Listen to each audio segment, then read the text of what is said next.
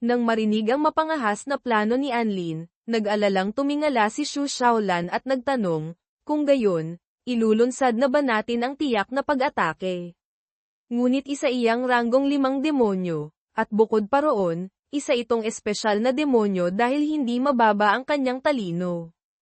Kung magpo-focus ito sa depensa, natatakot akong hindi natin ito matatapos sa maikling panahon.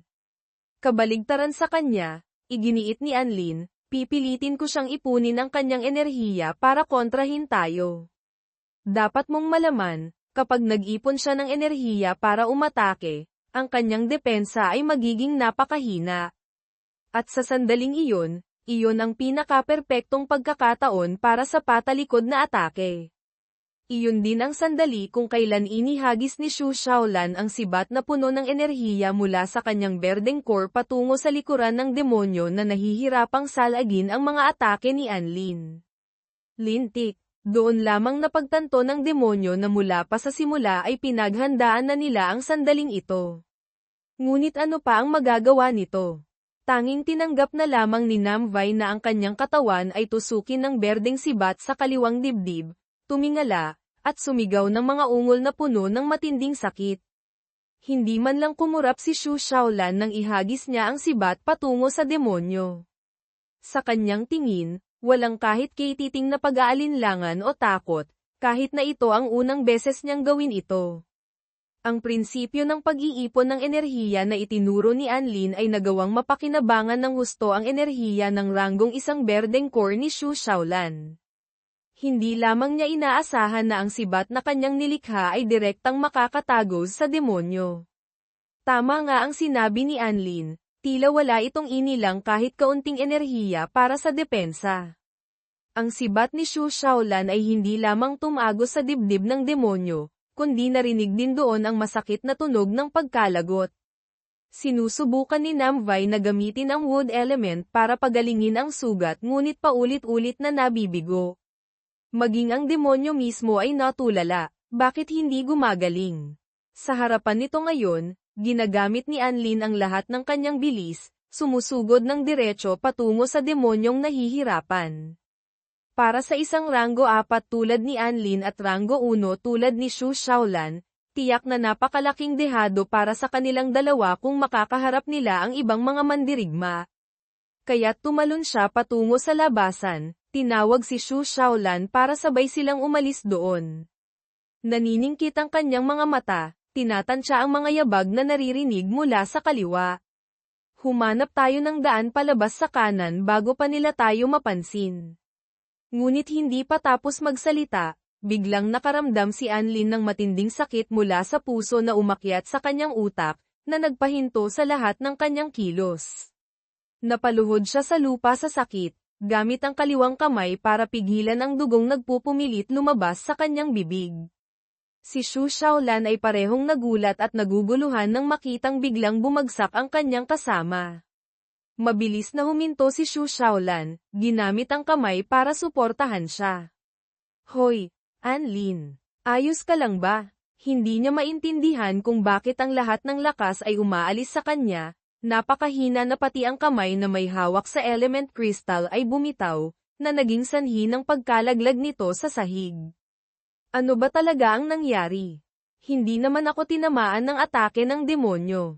Ngunit ang sakit sa loob ng kanyang katawan ay hindi maipaliwanag, napakasakit na lumitaw ang mga ugat sa kanyang noo at hampak ang kanyang mukha. Gumapang siya sa lupa, ang kanyang mga daliri ay kumakalmat ng napakalakas na nag-iwan ng marka sa mga baldosa. Ano ba talagang nangyayari sa loob ng katawan ko at ganito kasakit? Nagpigil siya. Nanginginig habang tinitiis ang daloy ng pulang lakas na umaagos mula sa kanyang katawan na parang singaw. Sa tabi niya, si Xu Shaolan ay walang tigil na nag-aalalang nagtatanong, Anlin, saan ka nasugatan? Hindi niya masagot ang kaibigan. Kaya lamang niyang magngit-ngit ng ngipin at tiisin. Makalipas ang ilang sandali, sa wakas ay naunawaan niya. Ang katawan kong ito, overloaded na. Sa simula pa lang, masyadong mahina ang kondisyon ng katawan na ito. Bagaman ang pisikal na katangian at synchronization rate ay lubos na bumuti kumpara sa dati, Sa buong panahong nagdaan, napakaraming beses niyang ginamit ang lakas ng demonyo. Paulit-ulit hanggang sa umabot ang katawan sa limitasyon ng kanyang kakayahan. Ngunit ang pinakamasakit para sa kanya ay nangyari ang sakit sa mismong sandaling kailangan nilang tumakas. Hindi niya maaaring hayaang mahulog ang element stone sa kamay ng iba. Pilit niyang kinuha ito, itinaas para sa kaibigan, at pautal-utal na sinabi, "Dalhin mo ang kristal na ito, umalis ka muna rito." Malapit nang dumating ang ibang mandirigma. Kaya nais niyang dalhin ni Xu Shaolan ang kristal at umalis muna, at susunod siya kapag gumaling na. Hindi na kailangang mag-isip, alam nang hindi papayag ang dalaga.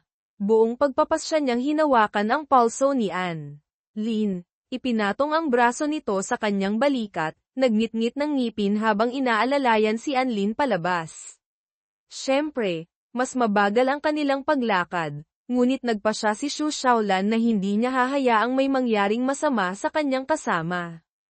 At saka, wala na ring oras para makinig sa paliwanag ni Anlin. Mariin niyang sinabi dito, "Ako ang kapitan. Hinding-hindi kita iiwan mag-isa." Pahirapang humakbang ang dalawa palabas ng silid kung saan nila hinarap si Namvay kanina. Sa unahan, tila may daan patungo sa ibabaw ng lupa. Kailangan lang nilang magsikap. Kapag nasa ibabaw na ng lupa si Anlin, mas magiging sariwa ang hangin. Hindi sigurado si Xu Shaolan kung tama ang iniisip niya, ngunit sa laki ng arkitektura ng kastilyo ng libingan, tiyak na may ibang labasan. Hindi makasagot si Anlin. Pinagpapawisan siya ng husto, tinitiis ang sakit. Ngayon, wala na siyang lakas para kontrahin pa ang opinyon ni Xu Shaolan. Kahit paano ay nakalabas din sila sa ilalim ng lupa, nag-iwan ng mabibigat na bakas ng paa. Ilang sandali pa, naramdaman ni Xu Shaolan na malapit na siyang maubusan ng lakas. Sa wakas, nakarating na sila sa ibabaw. Kung didiretso lang kami sa direksyong ito, makakalabas na kami ng kastilyo, tama ba? Ngunit sa sandaling ito, nagsimula siyang makaramdam ng takot na umakyat sa kanyang puso. Dahil hindi niya maintindihan kung bakit ang arkitektura sa harapan niya ay kamukhang-kamukha ng nasa panaginip niya. Ang malakas na tunog sa likuran nila ay parang kumpirmasyon sa masamang kutob ni Xu Shaolan. Maraming maitim na anino ang lumabas mula sa butas na pinanggalingan nila kanina, tumapak sa lupa, at sabay-sabay na lumitaw sa harapan ni Xu Shaolan at Anlin, hindi kalayuan. Isang lalaking may ranggong 5 core ang ngumisi ng may kasiyahan. Ang pagsama pansamantala sa grupo ninyo ay talagang may pakinabang. Ang kakayahan ninyong triplets na makaramdam ay talagang napakalakas, ano? Sa harapan nila ay 6 na lalaki na may kakaibang anyo. 3 sa kanila ay may magkakamukhang kulay gintong buhok, nakatitig kay Xu Shaolan ngunit sumasagot sa kausap nila, lahat naman tayo ay ranggo 5. Hindi na kailangang maging magalang pa. Kung gayon, sila pala ang gumawa ng ingay kanina. Lintik, para siyang namatay sa kinatatayuan ni Xu Shaolan. Sa harapan niya ay 6 na ranggong 5 mandirigma. Tiyak na wala siyang laban sa kanila. Isang lalaki na may malaking nunal sa kaliwang mata ang nagsalita ng may pangmamaliit, isang batang ranggo 1. Tama ba ang nakikita ko? At 2 lang sila sa grupong ito. Habang ang isa ay nasugatan na dahil sa pakikipaglaban sa demonyo. Ngunit biglang natigilan ang kanyang mga salita nang mapansin niya ang element crystal na mahigpit na hawak ni Anlin. Kaya't itinuro niya ito at sumigaw, "Teka, nasa kamay ba ng taong iyon ang element stone?" Lahat ng miyembro ng mga grupo ay nanlaki ang mga mata, kalahating nagulat, kalahating nakaramdam ng swerte. Tumawa sila ng malakas na parang nakahanap ng paboritong instant noodles sa supermarket. Walang kahirap-hirap, nahanap na natin ang kristal na hinahanap ng lahat. Iisa lamang ang bato, ngunit 2 ang grupo. Nagsimula silang mag-agawan sa isip, na nagpatakot kay Xu Shaolan. Ano ang dapat kong gawin? Wala siyang kalaban-laban sa kahit sino sa 6 na ito. Habang paatras na humahakbang, nagmumura si Xu Shaolan sa kanyang isipan. Lintik, kung mas malakas pa sana ako, mapoprotektahan ko si Anlin. Pagkasabi nito, bigla niyang nakita ang kaibigan na gumapang palayo sa kanya nang hindi inaasahan. Sa harap ng nagtatakang mga mata ni Xu Shaolan, pilit na itinaas ni Anlin ang element crystal, ibinigay ito sa kanya, at sinabi, tulungan mo akong hawakan ng mabuti ang crystal na ito, okay? Tila ginagamit niya ang lahat ng kanyang lakas para lamang makausap si Xu Shaolan. Ang target nila ay ang crystal, ngunit malinaw na hinding-hindi rin nila tayo hahayaang makaalis dito ng buhay. Nang makita ang katawan nitong nagsisimulang gumapang ng maliliit na pulang ugat mula sa core, nag-aalalang nagtanong si Xu Shaolan kung ano ang ibig niyang sabihin. Ngunit alam din niya sa sarili na nais ni Anlin na lumaban. Kahit papaano, kaya ko ring lumaban. Dahil siya ay isang mandirigma, tiyak na kailangang lumaban hanggang sa huling sandali. Nang makita ang payat na katawan na iyon na bitbit ang malaking espada at sumusugod patungo sa kanila, nagsigawan sila sa tuwa. Isang nasugatang ranggo 4 na mandirigma. Hindi ko inaasahan na may ganyan siyang tapang. Akala ba niya ay kaya niyang labanan mag-isa ang dalawang grupo natin? Sa kabuuan, 6 tayong ranggong 5 mandirigma dito. Kung matalino ka, ibigay mo na lang ang kristal. Hahayaan namin kayong mamatay ng mabilis. Humihingal si Anlin, hindi tumitingin sa itaas, ngunit sa kanyang isipan ay tinatansya niya. Nararamdaman ko na ang lakas ng demonyo sa aking katawan ay halos imposible nang magising pa. Kung may sisisihin man, ito ay ang katawan na ito na hindi kayang tiisin ang ganoong kalakas na demon at power. Magiging mahirap na laban ito, ngunit wala nang atrasan. Kaya't ang grupo sa harapan, nang makitang hindi sumasagot si Anlin, ay sabay-sabay na sumugod. Gamitin ang kanya-kanyang kakayahan. Kung sino ang makaagaw, sa kanya na iyon. Magandang ideya. Habang wala pang ibang dumarating, tingnan natin kung sino ang makakakuha. Sa panaginip ni Xu Shaolan noon, walang imahe ng 6 na mandirigmang ito sa harapan. Ngunit bigla, sa sandaling ito, naisip niya ang mga eksenang bumabagsak si Anlin. Mula roon, biglang sumibol sa kanya ang isang napakasamang pakiramdam. Anlin, paano siyang mag-isang makakaharap sa 6 na ranggong 5 mandirigma? Isang kalbong lalaki sa kanila, nang mapagtantong 2 lamang ang kalaban, ay humalakhak ng may kasiyahan. Patayin silang lahat. Ang elementong core sa pagkakataong ito ay mapapasa amin na. Sinundan ang kanyang halakhak ng masasamang tawa mula sa mga lalaking may gintong buhok sa kabilang grupo. Paumanhin, kaibigan, pero hindi. Sa pagkakataong ito, ang aming maliit na grupo ang nakahanap nito. Ang boses ay may halong tawa, ngunit sa katotohanan, ang panig ng mga may gintong buhok ay lubhang determinado. Dahil nakahanap na sila ng bibili. Kahit hindi nila kailanganin ito sa pagkakataong ito, ang pagbebenta lamang nito ay magbibigay na sa kanila ng malaking halaga. Kahit paghatian pa, sapat na ito para makabili silang 3 ng mas malalakas na kagamitan. Sa isipan ni Anlin ngayon ay umalingaw-ngaw ang isang pautal-yutal na boses, mga 1 minuto na lamang. Nararamdaman niya sa sarili na kung pipilitin niyang gamitin ang lakas ng demonyo, ang kanyang katawan ay malamang makakatagal lamang ng 1 minuto.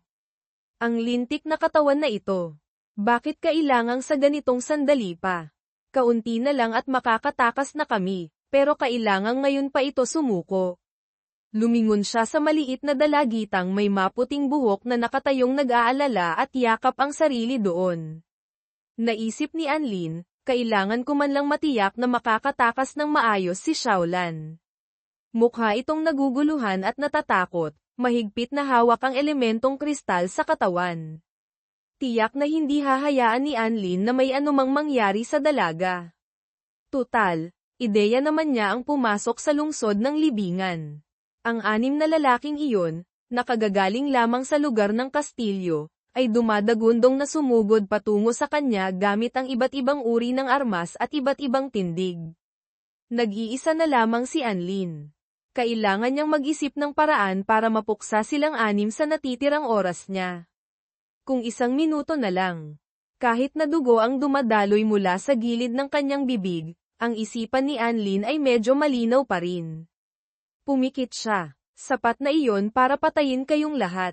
Simulan ang 60 segundo. Nag-iba ang kanyang anyo, naging parang demonyo na may dalawang matutulis na sungay, hindi na mukhang tao. Tinitigin niya ng masama ang paparating na grupo. Agad nilang naramdaman ang kakaibang aura mula sa nilalang sa kanilang harapan, na nagpatigil sa kanilang lahat ng ilang segundo.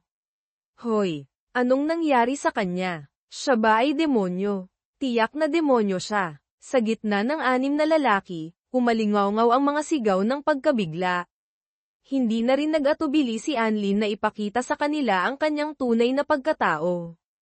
Ibinaba niya ang kanyang katawan, 2 bilog ng apoy ang nagliyab sa kanyang matitipunong braso sa isang iglap. Bago pa man makita ng buo ang anyo ng kalahating tao, kalahating demonyo, naglaho na siya na parang hangin sa harap mismo ng lahat ng mandirigmang ito. Nawala siya, sigaw ng isa. Agad na ang 3 magkakapatid mula sa Sensory Alliance ay mabilis na nagsimulang hanapin ang aura ni Anlin sa paligid.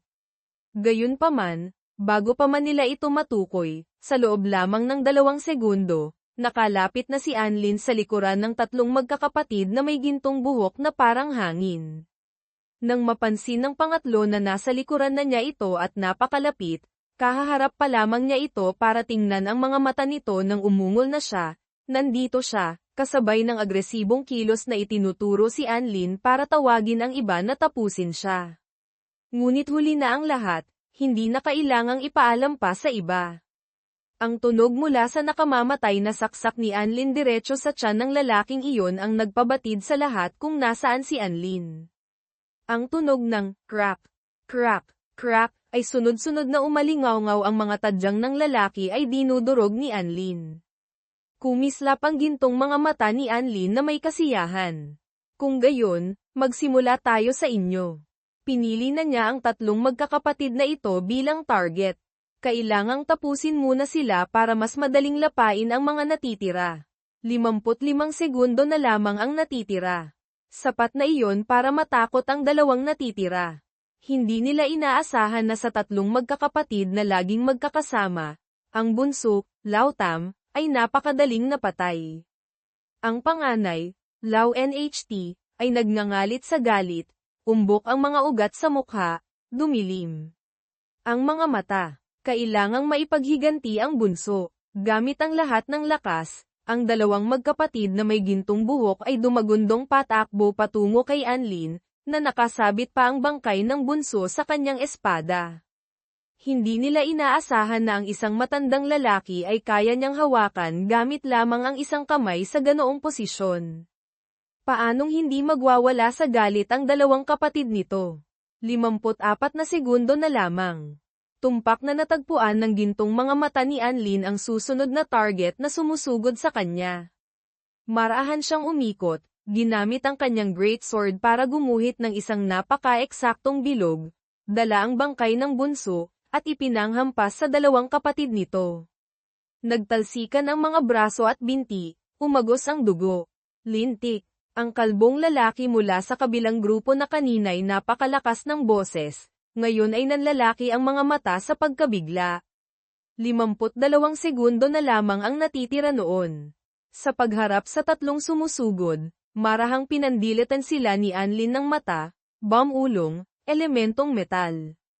Lupa, tubig, tidal spikes. Biglang sa paligid niya ay tumubo ang mahahabang matutulis na mga tinik na nagmula sa pinong gintong buhangin, matutulis ang dulo na parang sibat. Agad nitong tinuhag hanggang mamatay ang 2 natitirang magkapatid mula sa Sensory Alliance. Bagaman naghihingalo na sila, ang atakeng ito ay para lamang tapusin sila ng tuluyan. Ang 3 natitira mula sa kabilang grupo ay kasing bilis ng kidlat na tumalon palabas sa saklaw ng atake. Habang umaatres, maingat nilang tinitingnan ang kakaibang binata sa harapan. Ang kanyang kasanayan at bilis ay napakalakas. Natapos niya ang 3 tao sa isang iglap. Ano ba talaga siya? Demonyo ba o tao? At bakit ganito siya katindi? Ang paligid ni Anlin ngayon ay puno na lamang ng mga bangkay na lasog-lasog at nakasabit sa hindi mabilang na tidal spikes na kanyang ginawa. Habang siya mismo ay tila isang demonyo, hawak ang kanyang great sword, dahan-daang humahakbang patungo sa tatlong natitirang buhay. Sino mang nakakita sa kanyang malademonyong anyo ay hindi kailanman makakaligtas na makakabalik. Sa kasalukuyan, 40 segundo na lamang ang natitira. Ibig sabihin, sa loob lamang ng 20 segundo, napatay ni Anlin ang tatlong magkakapatid mula sa Sensory Alliance. Ayon sa nalalaman ng kalbo, ang tatlong magkakapatid na iyon ay bihasa sa sensory perception, ngunit sila pa rin ay mga ranggong 5 mandirigma. Ngunit natapos sila sa isang iglap. Patunay ito na hindi biro ang lakas ng taong ito. Sumigaw siya sa kanyang mga kasama, magtulungan tayo. Hindi pwedeng kahit isang demonyo ay hindi natin matalo. Agad na sumagot ang dalawang kasama niya, opo. Alam ng lahat na kapag nag-isa at nagkamali, agad silang tatapusin ni Anlin. Sa ngayon, gamitin na lang ang lahat ng lakas para sumugal. Kung gayon, subukan nating sumugal. Tumapak si Anlin ng isang hakbang, na nagpabitak sa lupa. Nais niyang makuha ang kontrol para tapusin sila ng mabilis bago maubos ang oras. Bigla, ang sakit mula sa puso ay umakyat sa kanyang utak, na nagpadilim sa kanyang paningin. Napilitan siyang huminto sa lahat ng kilos, sumandal sa kanyang malaking espada. Hinawakan niya ang kanyang mukha ng may paghihirap para pigilan ang dugong lumalabas sa bibig. Ang pulang enerhiya na lumalabas sa kanyang katawan ay lalong kumakapal, na nangangahulugan ding ang katawan ni Anlin ay lalong mabilis na nauubos. 38 segundo na lamang ang natitira. Hindi siya maaaring magsayang ng kahit isang sandali. Ngunit ang dugo mula sa kanyang bibig ay patuloy pa ring umaagos. Pakiramdam niya ay sisubog na ang kanyang mga lamang loob. Nakakainis. 3 na lamang ang natitira at tapos na. Lumipas ang 2 segundo, ngunit si Anlin ay natigilan sa harap ng tatlong nakapalibot sa kanya. Labis ang pag-aalala ni Xu Xiaolan. Hindi na kaya ng katawan ni Anlin. Ngunit ano ang magagawa niya ngayon? Kung sasali siya roon, makakagulo lamang siya. 34 na segundo na lamang. Ngunit sa isang iglap, napansin ng kalbo mula sa kabilang grupo. Tama, iyon pala. Malubha pala ang sugat ng taong ito. Mamaya, ang pagkuha sa core ng ranggong isang mandirigma sa kabila ay kasing dali ng paghihintay, ngunit ang taong ito sa harapan ay talagang isang hindi matatag na salik. Kaya pansamantalang isinantabi muna ang batang ranggo 1. Lahat sila ay sumugod kay Anlin, nais siyang patayin agad para maiwasan ang pagsabog ng kanyang kawalang tatag. Biglang naging madaling target para sa kanilang pag-atake. Labis ang galit ni Anlin. Umbok ang mga ugat sa kanyang mukha, mabilis siyang pumasok sa fighting stance. Ang tatlong taong ito ay nais magtulungan para patayin ako. Kung gayon, subukan natin. Boom! Isang guerrilla energy, ang lumabas at naging isang patong ng panangga na hugis pulot pukyutan, honeycomb, nagsasalubong, at nagliliyab sa labas, mga 10 metro ang layo mula kay Anlin. Ang mga taong tumatakbo palapit ay natigilan dahil dito. Ngunit mabilis na pinangunahan ng lider ang lahat na sumugod. Isa lang. Iyang panangga. Sugurin na natin. Ginamit ng lahat ang kanilang mga kasanayan para atakihin siya. Bawat isa ay sumuntok, sumipa, ginamit ang lahat ng kasanayan ng kanilang mga core mula dilaw, asul, hanggang pula tuloy-tuloy na sumusuntok at sumisipa. Kasabay ng paggamit ng mga attacking skills sa pulang panangga sa labas na bumabalot kay Anlin.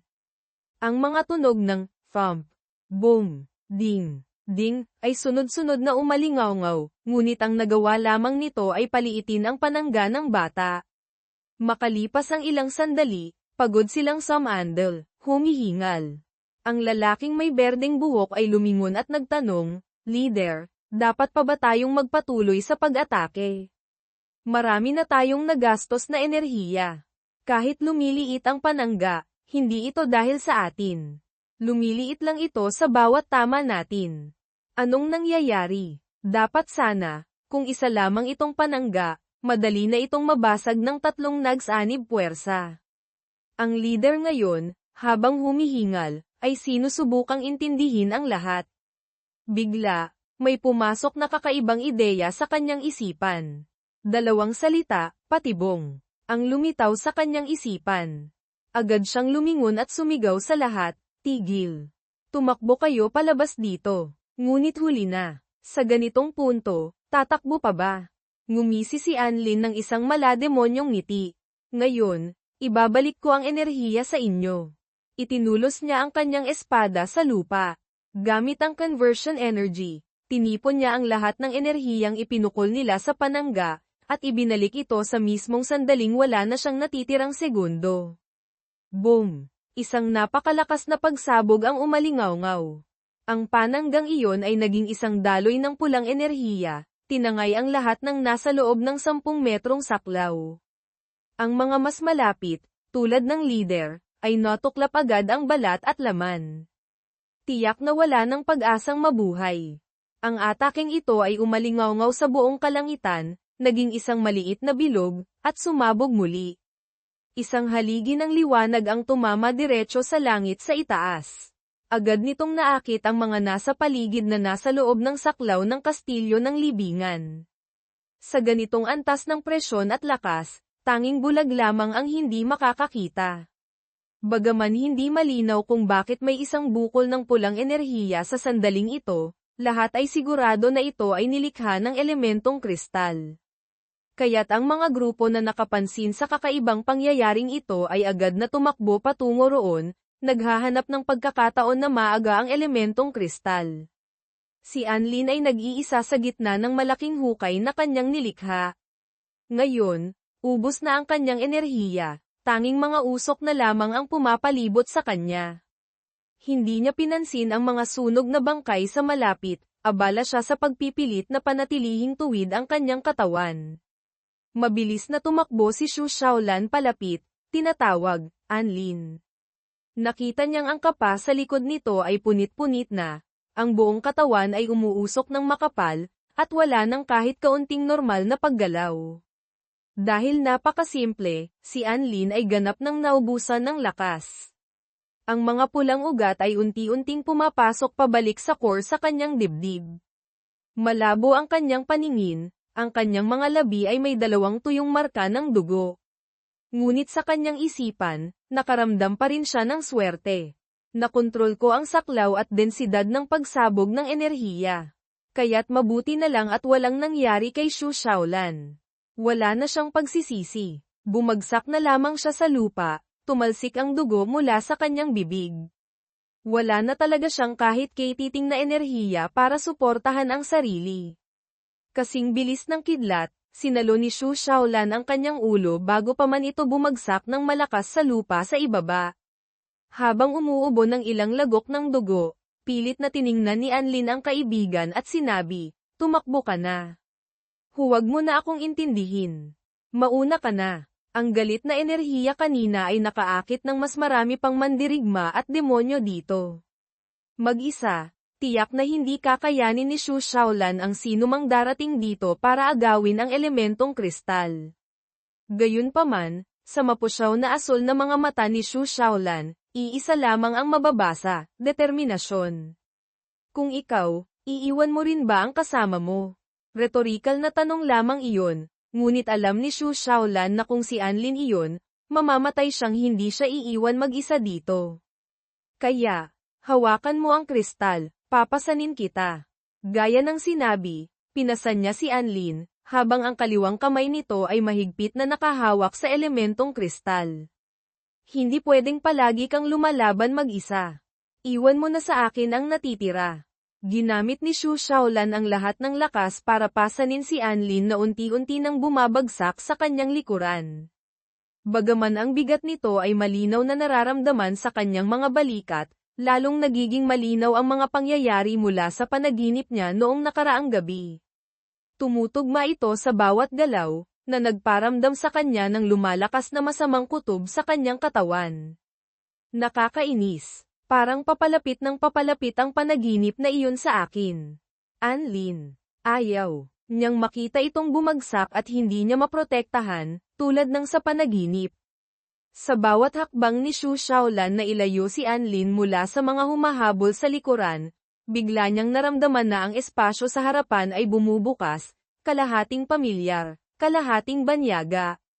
Sinusubukan niyang itanggi ang mga nakita niya sa panaginip, na hindi ito mauulit, ngunit ang imahe ni Anlin na nakahandusay sa lupa, duguan, at walang malay ay patuloy na nagpapadala ng panginginig sa kanyang buong katawan. Umingit ang kahoy na pinto nang bumukas, nagpapasok ng liwanag mula sa labas patungo sa madilim na pasilyo sa harapan. Ang unang bahagi nito ay may liwanag pa na tumatagos mula sa ilang bintana, ngunit hindi nito kayang pawiin ang masangsang na amoy ng demonyo na kumakalat, hindi naiiba sa amoy ng dugo na nananatili sa hangin. Tumingin siya diretso sa loob, tanging ilang kumikislap na liwanag lamang ang nakikita. Alam niyang may panganib, ngunit wala nang ibang daan si Xu Xiaolan. Kaya't dinala niya si Anlin, mabibigat ang bawat hakbang, papasok. Sa batong pasilyo na puno ng mga gasgas ay may ilang tuyot na bangkay ng demonyo, kasama ang ilang kalansay ng tadyang na hindi malaman kung tao ba o mula sa kung anong labanan ang naiwan. Ang pinagtutuunan ng pansin ni Xu Xiaolan ngayon ay ang pagtitipid ng lakas para mahayla si Anlin at malagpasan ang bahaging ito. Hindi niya alam kung naririnig ba siya ng kaibigan. Walang tigil na tinatawag ni Xu Xiaolan, Anlin. Magtiis ka, ha? Huwag kang matutulog. Nagngangalit ang kanyang ngipin, pinipilit na ituwid ang likod para hindi mahulog si Anlin. Ang kaliwang kamay ni Xu Xiaolan ay nakahawak sa braso ni Anlin, na hanggang ngayon ay mahigpit pa ring hawak ang elementong kristal. Nakuha na natin ito, kaya hindi natin ito pwedeng mawala. Matagal nang walang kahit anong galaw mula sa kaibigan sa kanyang balikat. Paulit-ulit na sumusulyap si Xu Xiaolan sa kanya, tumatawag, Anlin. Hindi ka pwedeng matulog. Nakikiusap ako sa iyo, huwag kang matutulog. Gumising ka. Ngunit tila hindi man lang siya naririnig ni Anlin. Ang bigat ay lubos na dumadagan sa maliit na katawan ni Xu Xiaolan. Tutal, isa lamang siyang babae. Ang bigat ng isang binata tulad ni Anlin na nakadagan sa kanya ay nagpapanginig sa mga binti ni Xu Xiaolan. Patuloy niyang tinatawag ang pangalan nito, huwag kang matutulog. Nakikiusap ako sa iyo, gumising ka. Nahirapan tayong makarating dito. Pagkasabi noon, biglang bumitaw ang kamay ni Anlin. Ang elementong kristal na mahigpit niyang hawak mula pa noong tumatakas sila ay biglang nahulog at kumalanseng sa lumang baldosa. Malinaw na umalingaw-ngaw ang bawat tunog sa tahimik na pasilyo. Tinitigan ito ni Xu Xiaolan na natulala. Hindi dahil nahulog ang kristal mula sa kamay ni Anlin, kundi dahil ang eksena ngayon ay eksaktong katulad ng kanyang nakita noon. Kumabog ng malakas ang puso ni Xu Xiaolan. Naramdaman niya ang umaapaw na kaba. Lumuhad siya para kunin ang elementong kristal, nanginginig na hindi maipaliwanag. Pinipilit niyang kumalma, ngunit ang damdamin sa kanyang katawan ay nagsasabi sa kanya, mula nang pumasok sila rito, ang kanyang pagiging sensitibo sa panganib ay hindi isang pag-overreact, kundi may matibay siyang basehan para kumpirmahin, lahat ng eksenang nagaganap sa harap niya ay tunay na nangyari na sa bangungot na bumabagabag sa kanya mula pa noong nasa lungsod ng liwanag sila. Alalahanin niya, mula nang masugatan si Anlin at tumakas silang dalawa palabas dito, bawat eksena hanggang sa kilos o pagkakasunod-sunod ng mga pangyayari ay walang pinagkaiba sa mga naranasan niya sa panaginip. At kung ganoon nga, tiyak na sa itaas ay lilito ang isang nilalang na hindi niya nais makita. Habang inaalalayan si Anlin sa pasilyo, maingat na sumusulyap si Xu Xiaolan sa itaas, umaasang ang lahat ng pangyayari sa panaginip ay dito na magtatapos, na nagkataon lamang. Ngunit hindi natupad ang kanyang hiling. Sa itaas ng kanyang ulo, talagang may dalawang mataas na antas na demonyo na nakatitig sa kanilang dalawa ng may matinding pagkagutom. Ang isa sa kaliwa ay may anyo ng isang babaeng demonyo ng tubig, gumagamit ng dalawang manipis na haligi ng tubig para iangat ang sarili mula sa lupa, tahimik at walang kibo. Hindi kalayuan dito ay isang demonyo ng kahoy na nakaupo sa isang sanga na tumutubo mula sa lumang pader na semento. Pareho silang nakatitig ngunit hindi kumikilos, na para bang pinapanood ang isang biktima na unti-unting pumapasok sa kanilang patibong. Nang makita ng malinaw ang panganib na nakaamba sa itaas, biglang nanginig ang mga binti ni Xu Shaolan. Natakot siya ng husto, ngunit sinabi sa sarili, kailangan kong tumakbo. Gamit ang lahat ng lakas, ang kaliwang kamay ay mahigpit na hawak ang elementong kristal, habang sa kanyang balikat ay si Anlin na matagal nang walang malay. Ibinuhos ni Xu Shaolan ang lahat ng lakas sa kanyang mga binti, tumakbo palabas sa saklaw ng dalawang demonyong iyon ng pinakamabilis hanggat maaari. Ngunit sa kasamaang palad, hindi niya kayang tapatan ang bilis ng mga ito. Agad na tumalon pababa ang demonyo ng kahoy mula sa sanga, tina-target ang maputing buhok ni Xu Shaolan para harangan ang daan. Ang kaliwang braso nito ay naging isang sanga na may mahabang matulis na dulo. Umikot ang demonyo, tumawa ng may kasiyahan. Ang kahihinatnan ng isang ranggong isang mandirigma na nakakuha ng elementong kristal dito ay hindi maaaring mag-iba. Hindi alam ni Xu Shaolan ang gagawin. Mabilis siyang umikot para takpan ang ulo ni Anlin, habang ang kaliwang kamay ay kusa niyang itinaas. Ngunit hindi iyon ang puntirya ng demonyong ito. Ang gusto nitong puntiryahin ay ang buhay ni Xu Shaolan muna. Kaya't itinulos nito ng diretso ang kanyang braso na pinatales papunta sa likod ng dalaga, tumagos sa kaliwang dibdib, na palm unit sa isang bahagi ng kanyang kasuotang pandigma.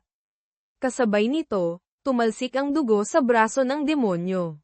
At nang bunutin niya ito, nawalan ng balanse si Xu Shaolan, bumagsak ng padapa, na naging sanhi para tumalsik din si Anlin na kanyang pinoprotektahan, hindi kalayuan. Pinanood ang dalawang mandirigma na nakahandusay sa sahig matapos niyang atakihin, mayabang na nagtanong ang demonyo ng kahoy, kayong dalawang walang silbi, paano kayo nakarating dito? At nakuha niyo pa ang elementong kristal. Sumunod naman ang babaeng demonyo ng tubig, marahang humahakbang palapit na parang ninanamnam ang tagumpay. Kung ganito, wala kaming ginastos na kahit kaunting lakas pero may parte pa rin kami. Humihingal si Xu Shaolan, nararamdaman ang malamig na batong sahig sa ilalim ng kanyang ulo. Sa kanyang puso ay may butas na tinusok ng demonyo kanina. Bawat paghinga ay napakabigat. Sinusubukan niyang gamitin ang kakayahan sa pagpapagaling ng kanyang berdeng core para makita kung makakabawi pa siya, ngunit tila napakahirap. Pansamantalang binalewala si Xu Shaolan, lumapit ang berdeng demonyo kay Anlin na nakahandusay, ginamit ang paa para itihaya siya. Napansin nitong humihinga pa pala ang lalaking ito. Dinidiinan nito ang paa sa dibdib ni Anlin, nais siyang gisingin, ngunit tila malubha ang sugat nito. Biglang nagkaroon ng interes ang demonyo ng kahoy sa taong ito, kaya lumapit ito at nagsalita ng may pagdududa. Kakaiba talaga, may amoy siya na hindi ako komportable. Unti-unting lumalabo ang paningin ni Xu Shaolan. Nakikita niya ang demonyo ng kahoy na may kinakapa sa katawan ni Anlin habang nakangiti, at wala siyang magawa. Iniunat niya ang kamay patungo roon. Narinig ni Xu Shaolan ang kanyang nanginginig na boses na nakikiusap sa kanila, huwag kayong lumapit. Huwag niyo siyang galawin. Ngunit ang mga demonyong iyon ay syempre hindi nakinig. Binaligtad nito si Anlin ng matagal, pagkatapos ay nagbulungan sa isa't isa, ayos itong lalaking ito. Gusto ko ang amoy niya. Kaya, pugutan natin ng ulo para paglaruan. Pagkarinig pa lamang noon, ginamit ni Xu Shaolan ang lahat ng natitirang lakas, pinuno ang kanyang mga baga, at sumigaw ng malakas, huwag niyo siyang galawin. Ang sigaw niya ay nagpagulat sa dalawang demonyo, na mabilis na lumingon. Nakita nila ang mga mata ni Xu Shaolan na puno ng puot, galit, at kawalan ng magawa, nakatitig ng masama sa kanila, kahit na ang dugo mula sa kanyang puso ay umaagos ng malakas sa sahig. Nang makita ang desperadong anyo ni Xu Shaolan, lalo pang natuwa ang babaeng demonyo.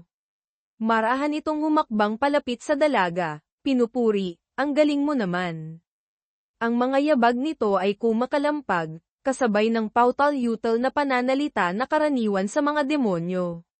Malapit ka nang mamatay pero ang init pa rin ng ulo mo. Paanong pwede iyan? Pagkasabi noon, lumapit ito kay Shu Shaolan, itinaas ang paa, at sinipa ng malakas ang tiyan ng dalaga. Malinaw na hindi lamang ito para sa kasiyahan, nais niyang mamatay si Shu Shaolan sa sipa na iyon, kaya naman tumilapon ang buong katawan niya pataas. Ang ganitong uri ng lakas, dapat mamatay na lang. Si Shu Shaolan ay naghihirap sa sakit, nakikita ang sariling dugo na tumatalsik sa harapan, sinisisi ang sarili. Tama nga, masyadong mahina ang aking lakas kaya hindi ko naprotektahan ang aking kasama. Malinaw ang sitwasyon sa harapan, ngunit alam ni Shu Shaolan na wala siyang kahit katiting na kakayahang labanan sila o protektahan si Anlin. Umuungol ang kanyang puso, huwag niyong galawin si Anlin. Ngunit nakikita rin mismo ni Shu Shaolan na lumalabo na ang kanyang paningin. Ang kanyang mga pilik mata ngayon ay bumibigat. Maliban sa nakikita at iniisip, wala na siyang ibang magawa. Hindi na rin siya makapagsalita. Habang papikit na ang kanyang mga mata, sinisisi pa rin ni Shu Shaolan ang sarili. Kailangang maprotektahan si Anlin, ngunit hindi ko kaya, kasalanan ko ito, masyado akong mahina. Hindi siya makapapayag. Kung sana ay mas malakas pa ako ng kaunti. Sa sandaling iyon, biglang umalingaw-ngaw sa espasyo ang isang boses na parang inaantok, nakakainis, napakahirap namang lutasin nito. Bigla, umalingaw-ngaw sa hangin ang tunog na parang takong ng sapatos na tumama sa bato. Isang sinag ng liwanag ang lumitaw sa gitna mismo ng pasilyo. At mula roon, lumabas ang mga paang may suot na takong, eksakto sa sandaling tumilapon si Shu Shaolan sa hangin. Ganoon na lamang, biglang huminto ang oras at espasyo. Lahat ng paggalaw ay natigil sa sandaling iyon. Ang pamilyar na si Hak Vuong KY ay kalalabas lamang mula sa espasyong kanyang binuksan, kaaya-aya sa kanyang itim na bestida, masayang pinapanood ang eksena sa harapan. Siya ay isa sa 6 na hari, Vuong KY, na may kakayahang manipulahin ang oras at espasyo. Malinaw sa kanyang kakaibang asul na mga mata na matagal na niyang hinihintay ang sandaling ito. Pinaalalahanan ako ni Zik Vuong KY na hindi dapat tulungan ang mandirigmang taong iyon, ngunit sa huli, kumilos pa rin ako. Dahil medyo magulo ito ngayon. Tinitingnan si Anlin na naghihingalo sa tabi ng demonyo ng kahoy na naghahandang patayin siya, bamulong siya sa sarili, hindi ko masisisi ang sarili ko. Hindi ba't dahil nag-aalala ako para kay Zik Vuong KY sa loob ng katawan ng taong iyan?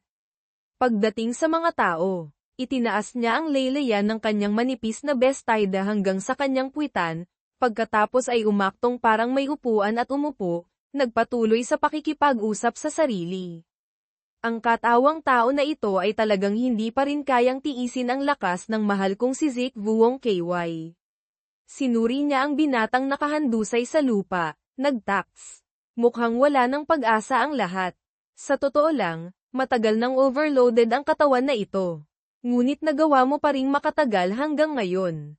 Tama nga ang sinabi ni Zik Vuong KY. Ang pinakamalakas na taong pinili niya ay may tunay na pambihirang kalooban.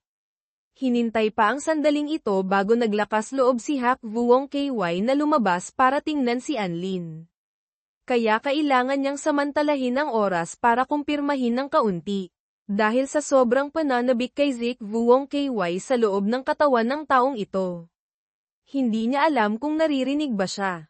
Yumuko si Hak Vuong KY malapit kay Anlin. Bamulong sa tainga na parang magkasintahang nag-uusap, nandyan ka ba?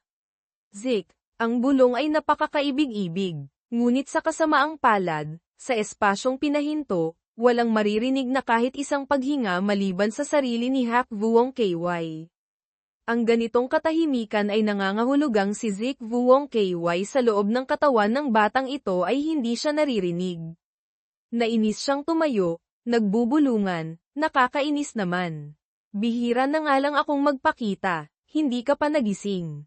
Bigla, parang wala nang larong mapaglilibangan. Sa sandaling ito napansin ni Hak Vuong KY ang batang babaeng may maputing buhok na laging kasama ng maliit na taong iyon, na tumilapon doon na may hindi kakaunting dugo na tumalsik.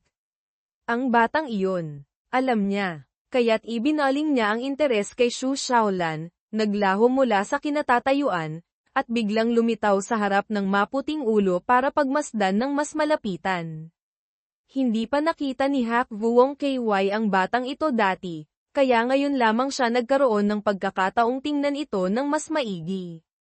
Ayos mayroon kang isang uri ng pagbabago ng enerhiya sa iyong katawan na pamilyar sa akin. Nakaka-interes. Sandali, paulit-ulit na tinitingnan, naramdaman ni Hak Vuong KY na tila mas malakas pa ang batang ito kaysa sa inaakala niya. Ang kakayahang ito ay ayos din. Sayang nga lang, isa ka lamang tao. Hindi mo mapapalabas ang tunay mong lakas. Teka, biglang napahinto doon, napagtanto ni Hak Vuong KY na mayroon siyang isang mapangahas na ideya. Dinilaan niya ang kanyang mga labi ng may kasiyahan. Dahil banilinan ako ni Zik Vuong KY na hindi direktang tulungan ang batang iyon, kung gayon, ang pagtulong ng hindi direkta ay pwede na, hindi ba? Pinuri niya ang sarili sa pagiging matalino. Itinaas niya ang dalawang kamay patungo kay Xu Shaolan, sinapo ang ulo at paa ng dalaga, nagkunwaring naririnig siya ni Xu Shaolan, mahinang bamulong si Hak Vuong KY, kung gayon, hayaan mong tulungan kitang mag-evolve, o mas tamang sabihin, muling isilang. Ang magandang bibig na iyon ay bamuka, at kitang-kita ang apat na napakahaba at matutulis na pangil, hindi naiiba sa isang bampira. Ang nais ipasa ni Hak Vuong KY, nagkataon namang katulad ng taglay ni Xu Shaolan. Idinikit niya ang kanyang mga labi sa mga labi ni Xu Shaolan na bahagyang nakaawang, at kinagat ito ng malakas tulad ng pagkakagat ng isang bampira. Mayroon kang pagbabago ng oras sa iyong katawan, tamang-tama, ibibigay ko na rin sa iyo ang aking lakas. Sa sandaling tumusok ang mga pangil ni Hak Vuong KY sa bibig ni Xu Shaolan, ang berdeng core sa dibdib ng dalaga ay agad na sinakop ng isang kakaibang matingkad na itim. Unti-unti nitong sinakop ang buong espasyo ng berde, na parang may inililipat sa dugo ni Xu Shaolan, na nagpabago sa bawat selula niya, na naging sanhi para ang core sa kanyang dibdib ay biglang maging itim. Ngunit hindi pa ito natapos doon. Ang simbolo ng Rango 1 ay umikot ng mabilis na. Parang alisin ng eroplano. Pagkatapos ay huminto ito sa anyo ng Rango 4 na core. Isang itim na core na may napakabihirang kakayahan sa oras at espasyo. Nagbago ito sa isang iglap lamang. Marahang umalis si Hak Vuong KY mula sa mga labi ni Xu Shaolan, nasisiyahang tiningnan ang nagbagong core sa dibdib ng mandirigma. Masaya siyang nagkomento, ang katawan na ito, kaya palang tumanggap ng ganito karaming lakas ko. Napakagaling. Mukhang matindi ang iyong pagkauhaw sa lakas, ano? Inaamin ni Hak Vuong KY na mas maraming lakas ang nailipat niya kaysa sa inaasahan. Mukhang may larong mapaglilibangan na. Tumalon siya palayo kay Xu Shaolan, nag-finger heart sa dalaga, pagkatapos ay tumalon patungo sa espasyong kabubukas lamang sa likuran, nag-iwan ng isang pangungusap, kung gayon, ikaw na ang bahala, ha? At naglaho na lamang siya sa bitak ng espasyo. Ang lugar na iyon ay parang bibig ng isang plastic bag na mahigpit na itinali, lumitaw ang ilang malabong asul na linya, pagkatapos ay unti-unting naglaho hanggang sa wala nang natira. Sa sandaling iyon, isang malakas na ugong ang narinig sa espasyo, hudyat na bumalik na sa normal ang daloy ng oras. Si Xu Shaolan, dala ng puwersa kanina, ay bumagsak sa lupa, tumalsik ang maraming dugo. Si Anlin naman ay kaharap ang braso ng demonyo ng kahoy na naghahandang bumaba para putulin ang kanyang leeg. Ang tuwang-tuwang demonyo ay umungol pa, pugutan ka ng ulo. Ngunit kataka-taka, bago pa man ito may baba ang kanyang talem, isang kamay na walang saplot ang humawak sa dulo nito, pinigilan itong gumalaw kahit kaunti. Ano ito? Gulat na tumingin ang demonyo sa kaliwa nito. Malinaw na hindi ito galing sa binatang nasa harapan. At mas kakaiba pa, Ang kamay na iyon ay lumitaw mula sa isang itim na bilog, na parang nagmagic. Kasunod nito, sabay na lumingon ang dalawang demonyo patungo sa nag-iisang natitirang tao, puno ng pagkamangha. Ikaw, sa likod ng usok, umalingaw-ngaw ang boses ni Shu Shaolan, matigas at puno ng galit. Sinabi ko na kanina, hindi ba? Hinding-hindi niyo siya pwedeng galawin. Hindi lumabas si Shu Shaolan mula sa usok. Basta na lamang siyang tumagos mula sa butas ng espasyo na kanyang nilikha, na may ganap na kakaibang anyo. Ang kanyang katanji-tanging maputing buhok ngayon ay may kalahating matingkad na itim. Ang kulay ng kanyang mga mata ay hindi naiiba kay Hak Vuong KY, kasama ang dalawang pares ng sungay na may halong kulay mint green. Nararamdaman ni Shu Shaolan ang isang malakas na enerhiya na dumadaloy sa kanyang katawan. Dahil taglay na niya ngayon ang anyong demonyo na ranggo 4, na may angkop na bagong pangalan, Hak Boklo, Black and White Flow, na may kakayahan sa oras at espasyo. Narinig ng dalawang demonyo ang boses ng babae na nagmumula sa likod ng asul na usok kasama ang makapal na alikabok na nagmumula sa dalagitang kagagaling lamang sa pag-atake.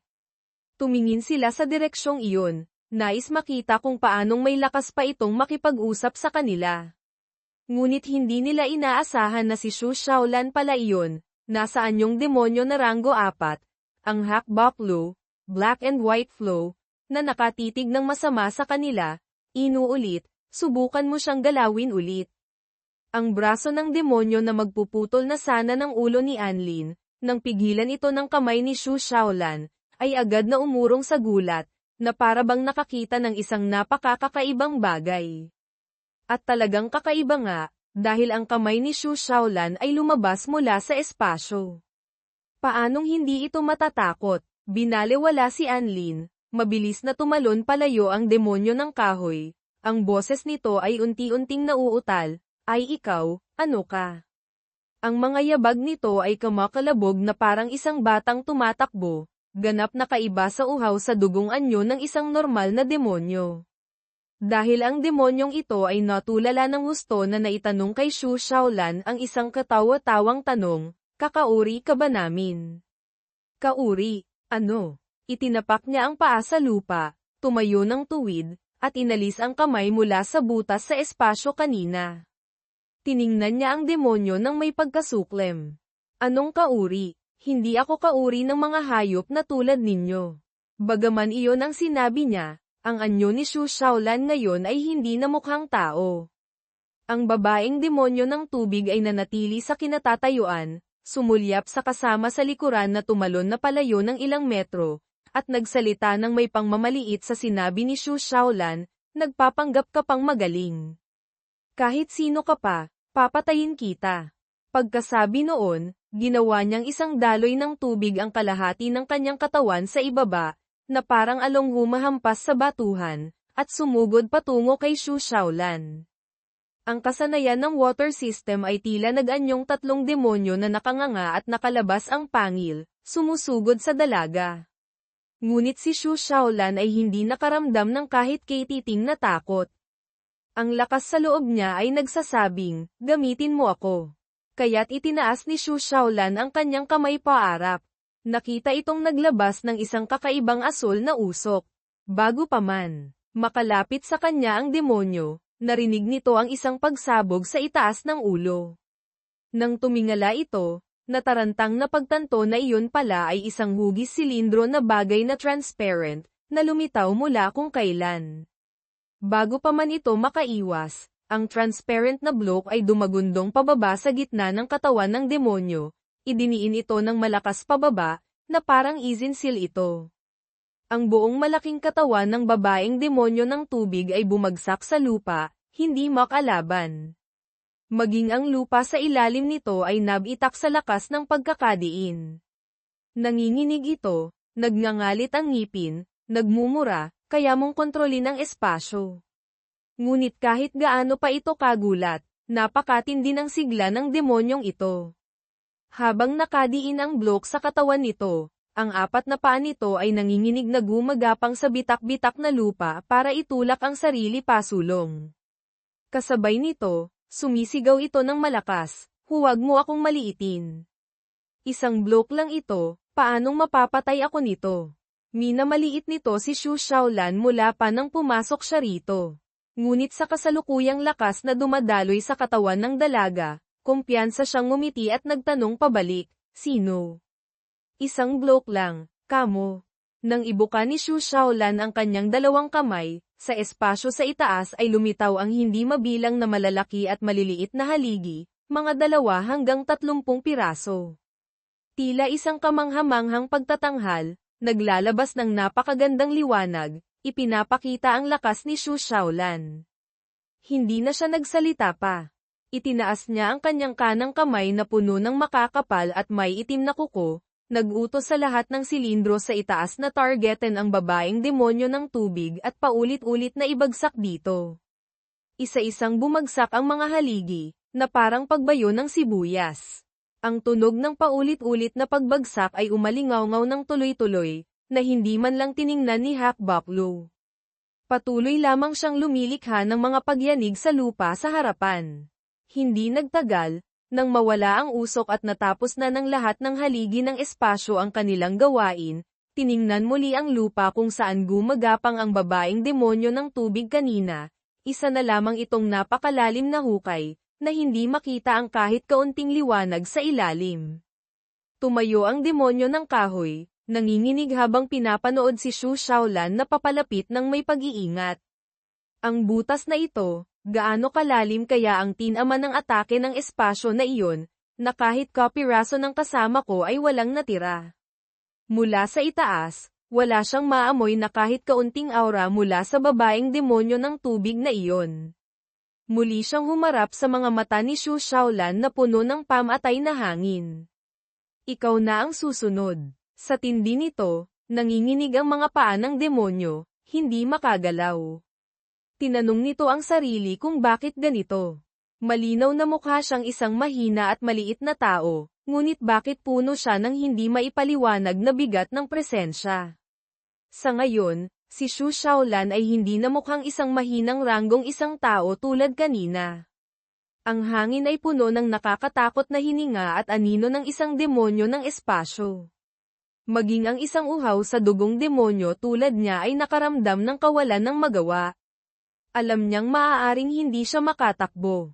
Nanginginig siyang nagsalita, sinabi sa kanya, "Teka, nalilito ako. Kayong dalawa, ano ba talaga kayo?" Nagngit-ngit ito ng ngipin para mas maayos at maintindihan ang kanyang mga salita. Ikaw, hindi na kailangang sabihin. Ang iyong kakayahan, sa isang tingin pa lang, alam ng kauri ka namin. Bukod pa rito, isa itong bihirang kakayahan ng space system. Tumingin ito pababa kay Anlin na wala pa ring malay, kahit na ang ingay ng labanan kanina ay kayang gisingin ang kahit sino. Nagpatuloy ang demonyo, ang kasama mo naman, may isang uri ng aura siya na nagpapatakot sa amin. Kaya nais niyang malaman, ano ba talaga kayo? Sa paligid ni Xu Xiaolan ngayon ay bumukas ang ilang maliliit na bintana ng espasyo, sapat para ipasok ang kamay at sakalin ang leeg ng demonyo anumang oras. Nawala na ang tensyon sa kanyang mukha. Tumingin siya ng diretso sa demonyo. Sumagot si Hak Baklo, kami ay mga tao. Mga mandirigmang tao kami. Simpleng paglilinaw niya iyon, ngunit tila nagpagalit ito sa demonyo ng kahoy. Nanginginig nitong tinanggap ang impormasyon, pagkatapos ay nagsimulang humalakhak na parang baliw, na tila hindi maintindihan. Kayo ay mga mandirigmang tao. Sinabi mo iyan, pero naniniwala ka ba sa sinabi mo? Tumawa ito ng malakas, na para bang may sinabing katawa-tawa si Hak Baklo. Mula sa lakas ng ranggong isang mandirigma kanina, sa isang iglap ay nagkaroon ka ng lakas ng ranggo 4. Maging kami na ranggo 5 ay hindi ka kayang harapin. Habang sinasabi iyon, lalo siyang lumakas. Nag-ipon ng lakas si Hak Baklo sa kanyang dalawang braso, ginamit ang espasyo para gayahin ang kilos na naglalapat ng puwersa sa 2 kalahati ng demonyo. Ganoon na lamang, pinunit niya ang katawan nito sa 2 sa harap mismo ng kanyang mga mata. Dugo, buto, at ibang uri ng likido ang tumalsik sa buong espasyo, Ngunit si Shu Shaolan ay hindi man lang kumurap. Hinati niya ito sa dalawa. Alam niyang patay na ito at hindi na makakarinig, ngunit hindi pa rin masaya, nagbabala, ang ingay mo. Madaling natapos ang ranggong 5 demonyo. Wala nang ibang panganib doon. Lumingon siya kay Anlin na wala pa ring malay sa lupa. Inilagay niya ang kanyang kamay na puno ng matutulis na kuko sa maputlang mukha ng kasama. Bamulong si Hak Baklu, noon, palagi mo akong nililigtas. Ngayon, ako naman ang magliligtas sa iyo. Na parabang natatakot siyang hindi siya marinig ng kaibigan, yumuko si Hak Baklu malapit sa lupa, idinikit ang bibig sa mukha nito, at bamulong, eksaktong katulad ng ginawa ni Zik Vuong KY sa kanya. Pagkasabi noon, itinaas niya ang kabilang kamay para galawin ang espasyo sa harapan. Ang target na puntirya ni Hak Baklu ay ang elementong kristal doon. Sa direksyon ng kanyang kamay, bahagyang umiling ito at kumalanseng, pagkatapos ay naglaho mula sa lugar kanina, na parang may dumaang hangin, at damaykit ng mahigpit sa palad ni Shu Shaolan. Napakasimple. Tila nasanay na siya sa lakas ng espasyo na kanyang kontrolado ngayon.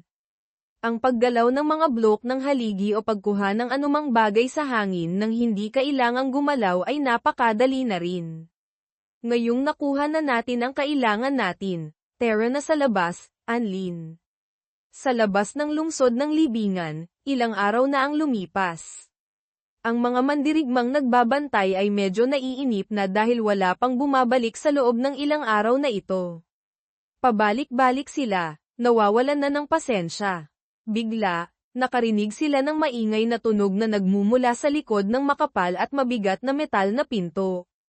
Napansin ng dalawa na tila tunog iyon ng mga taong nag-aaway, at dahil napakalapit na, patunay ba itong may taong bumabalik?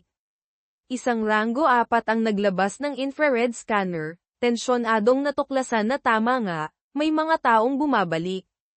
Tiyak na mga mandirigma sila. Bilis, buksan ang tarangkahan. Nagmamadaling itinulak ng dalawa ang metal na pinto pataas. Nakita ang kaunting liwanag na nagmumula sa loob ng lungsod ng libingan. At mula roon, umakyat ito ng halos kalahating metro. Nakita ang 2 pares ng paa. Ngunit tila medyo kakaiba ito. Ang isa ay lumalakad na parang pilay, habang ang isa naman ay parang kalahating nakaluhod, kalahating nakahiga.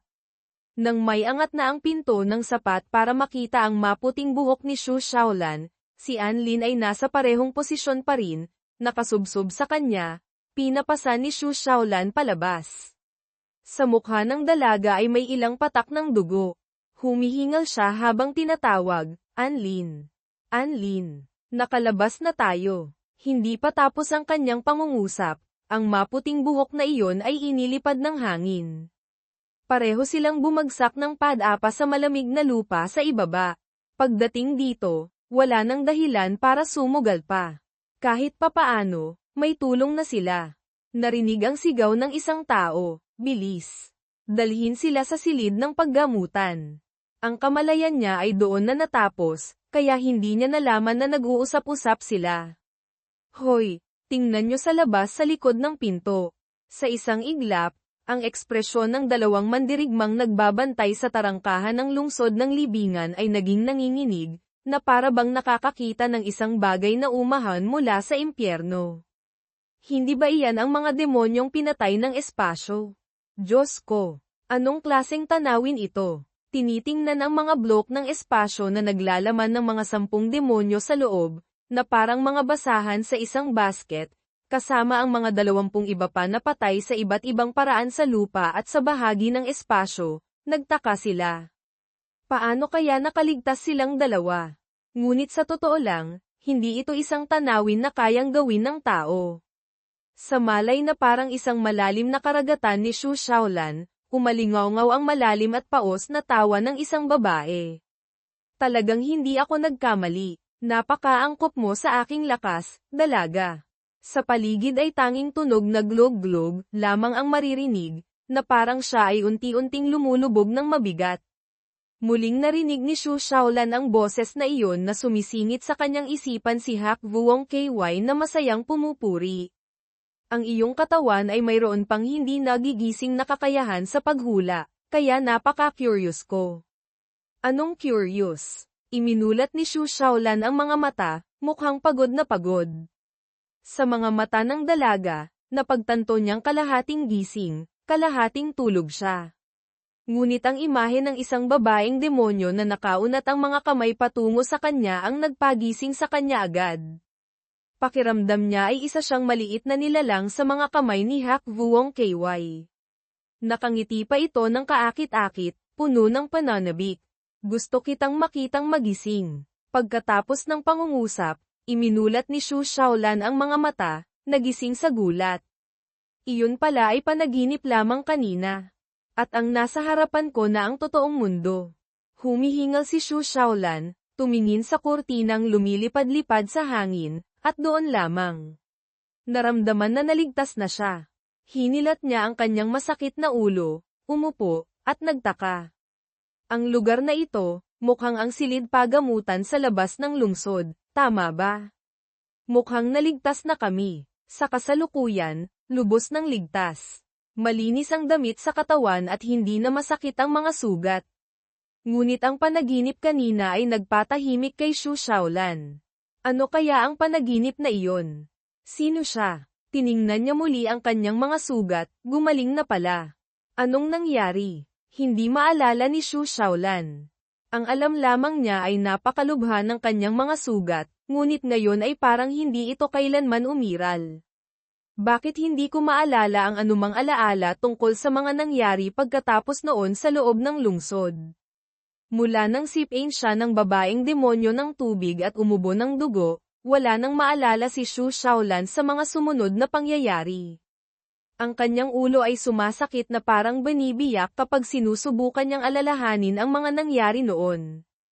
Ang bahaging iyon ng alaala ay tila isang itim na patong na bumabalot sa kanyang kamalayan. Habang sinusubukang alalahanin ang mga detalye, biglang narinig ni Xu Shaolan ang mababang boses ni Anlin sa tabi niya, puno ng kapanatagan. Ikaw ang naglabas sa atin doon, Shaolan. Tumingala siya at nakitang si Anlin nga iyon, nakangiti sa kanya. Si Xu Shaolan ay tila natulala pa rin, hindi makapaniwala. Malinaw na ang huling alaala niya sa lungsod ng libingan ay nakahandusay na itong walang malay at ang buhay nilang dalawa ay nasa bingit ng kamatayan. Ngunit si Anlin ngayon na nakatayo sa harap niya ay nakasuot na ng ordinaryong damit, mukhang napakalakas, at nagkukwento. Narinig daw niya mula sa iba na si Xu Shaolan ang matiyagang nagdala sa kanilang dalawa hanggang sa tarangkahan. Talagang napakagaling mo. Ngayon lamang niya naalala ang lahat ng pinagdaanan nila ni Anlin sa loob ng lungsod ng libingan. Ang sakit na naramdaman nito matapos gamitin ang lakas para patayin ang demonyong may elementong kristal ay hindi biro. Kaya't natarantang sumandal ang dalaga sa kama. Tinanong si Anlin, ayos ka lang ba? Maayos ka pa rin ba? Kung may problema, sabihin mo agad sa akin. Ang boses nito ay napakahinahon. Itinaas niya ang kamay para ipakita sa kanya. Maayos naman ang katawan ko, kita mo. Ilang maliliit na sugat na lang ang natira, walang problema. Paumanhin, naging pabaya ako. Noong nasa loob tayo ng lungsod, hindi maganda ang pakiramdam ng katawan ko, at dahil sa elementong core, muntik na tayong mamatay pareho. Oo nga pala, ang elementong core, nasaan na? Tumingin siya sa paligid. Hindi ba't iyon ang dahilan kung bakit sila nagsapalaran sa loob ng lungsod ng libingan? Wala nang maalala si Xu Shaolan sa mga sumunod na pangyayari kaya gusto niyang malaman kung nasaan na iyon.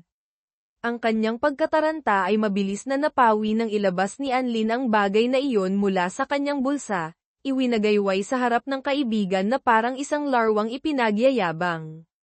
Ngumiti si Anlin, huwag kang mainip, nandito sa akin. Nang magising ako, natagpuan ko itong nakasuksok sa damit ko. Ikaw ang nagsuksok nito para sa akin, tama ba? Salamat, ha. Maingat ka pa rin talaga. Ang detalyeng sinabi ni Anlin ay nagpatulala kay Xu Shaolan. Ako ang gumawa noon. Kung ganoon ang sinabi niya, ibig sabihin ba ay si Xu Shaolan ang nagprotekta sa kanilang dalawa kasama ang elementong kristal palabas ng lungsod ng libingan? Dahil alam niyang wala siyang kakayahang gawin iyon, kaya puno ng pagdududa ang kanyang boses. Tiningnan ni Anlin ang kaibigan na malalim ang iniisip, at nagtapos. Sa pagkakataong ito, ang pagpunta natin sa lungsod ng libingan ay maituturing na natamo na natin ang ating layunin. Susunod, kailangan nating humanap ng mas ligtas na lugar para subukang daliseyan ang core na ito. Marami pa silang kailangang gawin. Sumang-ayon si Xu Shaolan sa sinabi niya. Agad siyang bumangon mula sa kama, naramdaman niyang napakalakas ng kanyang katawan. Kailangan lang niyang sabihin sa tauhang medikal at maaari na silang umalis. Habang isinusuot ang damit, lumabas si Xu Shaolan ng silid, nagbilin kay Anlin, hintayin mo ako sandali, tapusin ko lang ang mga papeles, makakaalis na tayo agad.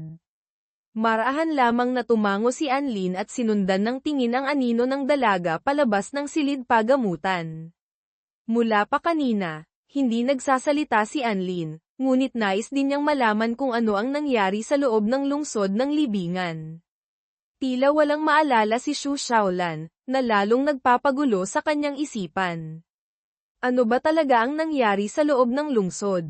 Shaolan, bakit mayroon ka ring kaparehong aura tulad ng sa akin?